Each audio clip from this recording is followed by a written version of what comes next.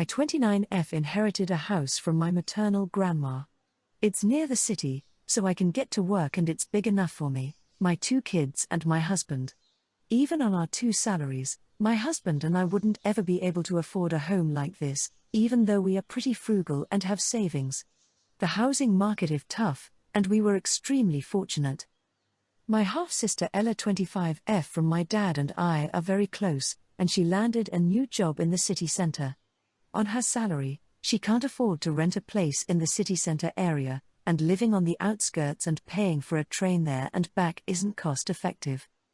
She asked me if she could move in, as this was her dream industry, and although the pay wasn't great, it was for experience, and once she'd saved enough she could get on her own feet. Ella got laid off around Christmas, and had been trying really hard to find work, so I offered her the guest bedroom. She said she'd help around the house. She's been here a month, and been busy with her new job. I've asked her occasionally to help out make dinner or put the kids to bed if me and my husband are running late, and it's been fine so far. I asked her on her WFH day to pick up my youngest from school as the nurse said she was sick. I couldn't reach my husband, there was major train delays on, so it would take me at least an hour, and my house is a 5-minute walk from my kids' school. Ella texted me back to say that she was working but she'll try and pick up her niece when her meeting finished. I got upset my daughter was sick and Ella said she would try and pick up her after her meeting. I called her to tell her boss that she needed 20 minutes to pick up her niece after a family emergency, and then she could continue. Ella argues that she still had to work for the rest of the day and she didn't have the time to babysit her niece. I told her that I expected her to help around the house when she moved in, and she said that she wasn't free labor. There's tension in the house now, and I wanted a second opinion. ETA I didn't call her boss, I asked her to call her boss and ask. Comment 1, you don't get to decide when people get to take off work to do things. It's not your job, you don't understand the dynamic between her, her colleagues, and her boss, and you don't know the conditions under which she is allowed to miss work.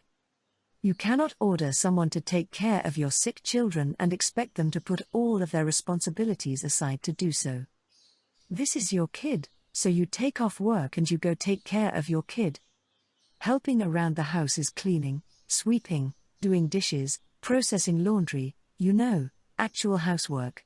Helping around the house does not mean taking responsibility for your children. Comment 2. YTA. She was literally in a meeting. She is new and said she'd do it after that meeting was over. Your daughter sitting in the nurse's office for a little while isn't the end of the world. Sounds like she does help out without any complaints. She was even going help out here, in the middle of her work day, as soon as a meeting she was in ended. You didn't even know or ask what the meeting was for, how involved she was, or how much longer it was going to last, could have been close to ending. You need to calm down and apologize for overreacting. Comment 3. She was in a meeting. Yes, YTA. Helping out around the house does not include child care unless explicitly stated. Bedtime is one thing, running around after your kids while working is completely different. Helping out around the house does not mean putting her job at risk. Picking up your sick child is your responsibility. Asking her if she was available to do you a favor is fine. Demanding that she risk her job to do you a favor? I 31F am a bridesmaid for my friend Abby 32. Abby and I are high school friends, and while we've drifted, I was honored to be a bridesmaid. She asked some of our other HS friends, some of which I have seen since college in person. I found out I was pregnant a few weeks ago, but I didn't want to announce it, as I announced my pregnancy last year to family and friends and then had a miscarriage. I was quite surprised I was pregnant again so soon, but me and my boyfriend was happy and we decided to wait until I was further along to announce to be in the safe side. At Abby's bridal shower, her mo got us to play a drinking game. I opted out of drinking obviously, and settled on water and said I had to be up early tomorrow so I couldn't drink. I thought it was fine, until halfway through my HS friend Jane was quite tipsy and offered me a shot, and I said no, I really can't. She pestered me, and said that she would personally wake me up early tomorrow so it would be fine, but I insisted no. She then asked if I was pregnant and I got flustered and said no, but she caught me and said I was a bad liar. She was quite loud and congratulated me and told everyone I was pregnant. I felt really uncomfortable, as I didn't want to disclose this, and it was Abby's day, not mine. Everyone congratulated me there and I brushed it off, thinking people were quite tipsy so they'd probably not even remember tomorrow morning. I wasn't having that much fun as everyone else was drinking, so I opted to leave first and thought it was all fine. I got a text today, 2 days later, from Abby saying she was upset that I announced my pregnancy at her bridal shower. I apologized on text and said I didn't mean for it to come out, but that Jane had announced it. Comment 1. NTA because you didn't mean for it to come out. Jane is TA because she shouldn't have announced news that wasn't hers to share. Who does that? Obviously OP didn't want to share that news with everyone or she would have made the announcement herself. Also, I hate when people pressure others to drink. What if someone was a recovering alcoholic, or struggled with their relationship with alcohol, or just didn't like it? Peer pressuring someone to drink like it's high school is lame on her part. Comment 2. NTA. You didn't announce it. But I don't know how Jane got to her 30s and thought it was acceptable to interrogate someone on why they aren't drinking. There are so many reasons a person might not be drinking, and most folks don't want to give a lengthy explanation at a party.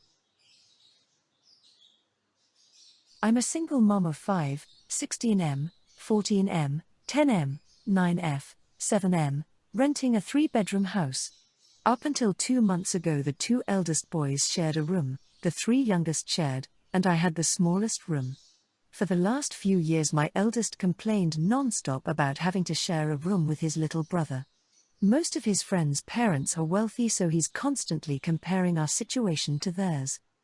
He started working when he was 14, a few hours a week, for a little extra money. Now at 16 he works a lot, more than I would like, and this summer he has been working basically full-time.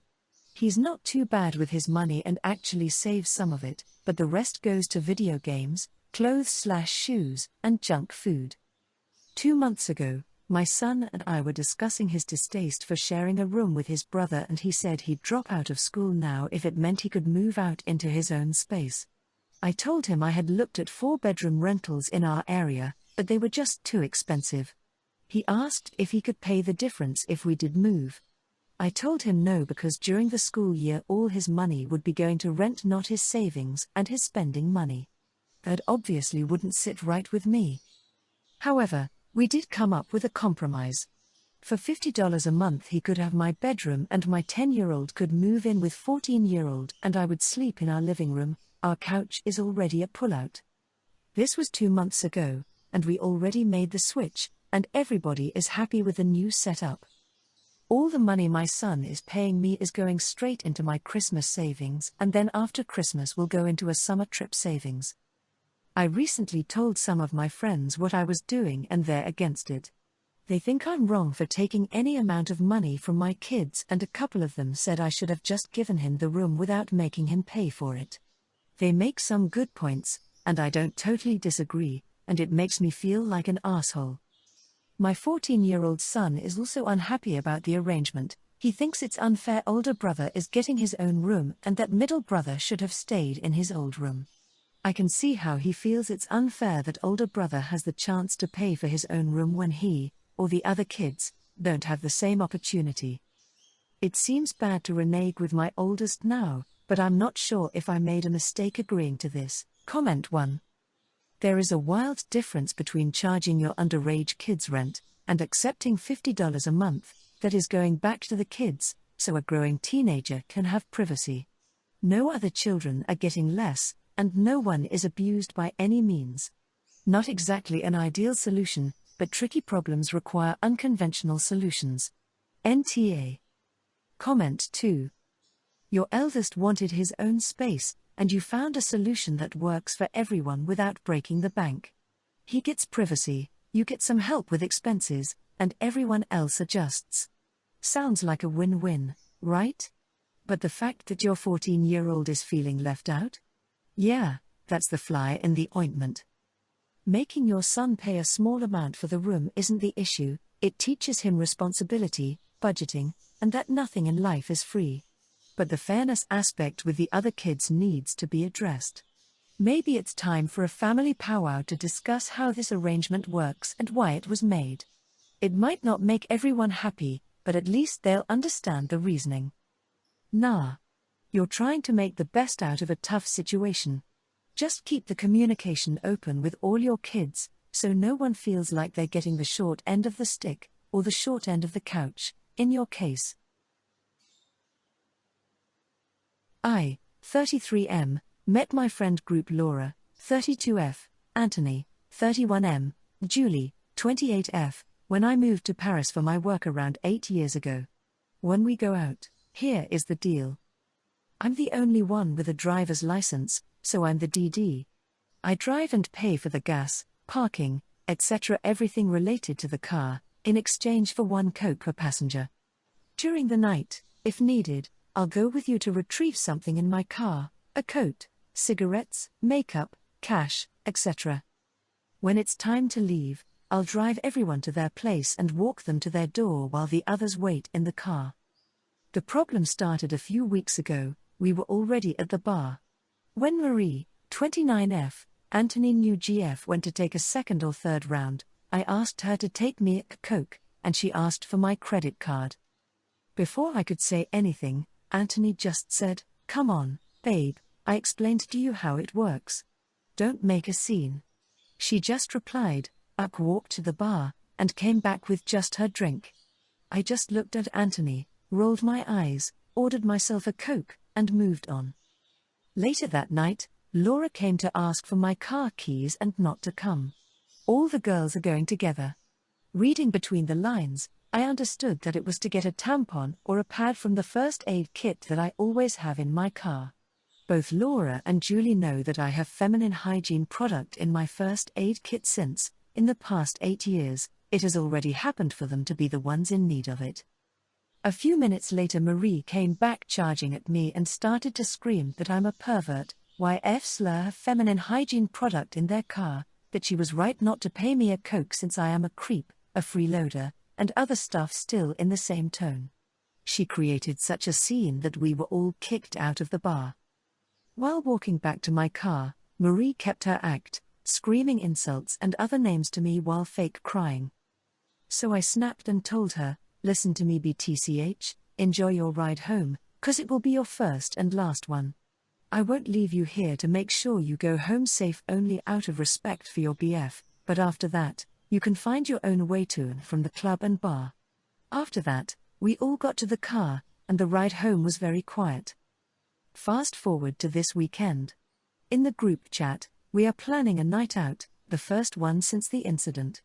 And Marie, who joined the group chat, asked for my address and gave me hers, so I could drive her home. I just reminded her of what happened a few weeks ago, that I was serious, that I wouldn't drive her home, and that I don't want her at my place at the moment. She called me petty and an a-hole before leaving the chat group. And now the friend group is divided. Anthony said, "I'm staying out of it while Julie and Laura don't agree if Marie is right or not, so tell me." Comment 1, NTA. This woman should have apologized to you first. And it sounds like she is way out of control when she starts drinking. It's quite privileged to have someone drive you door to door and let you enjoy drinking. She refused to buy your drink and so loud and insulting that you all got kicked out. That's terrible. Comment 2. Right? I have a disability so can't drive. I will never be the designated driver. But when I am offered rides I'm very appreciative. I'd never make a scene like that. Always say thank you. Buying a pop is a very inexpensive thank you, and frankly if it happened on the regular I'd probably also be gifting baking or something. Getting a ride is a gift, not something to take advantage of. Of course, unlike the person in the post, I usually have no problem being offered rides.